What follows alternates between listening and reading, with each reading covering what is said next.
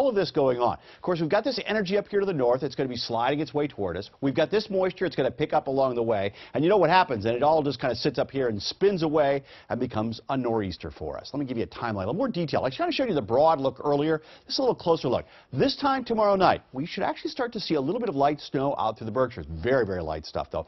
Flurries more than anything else. Then we head for Thursday morning.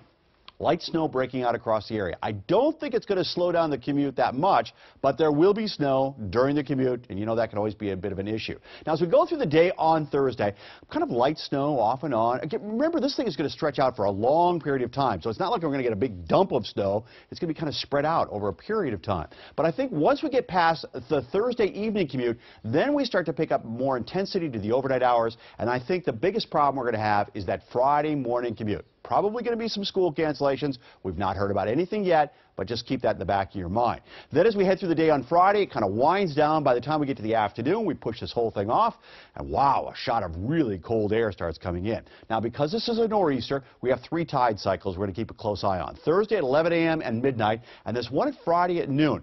I think that's the biggest concern, because by that point, the surge from the storm, that bubble of water, is about 1 to 2 feet. We have a high astronomical tide and a lot of wave action going on. So some minor coastal flooding at the time of high tide on noon on Friday. Snowfall totals, most impressive near the coast.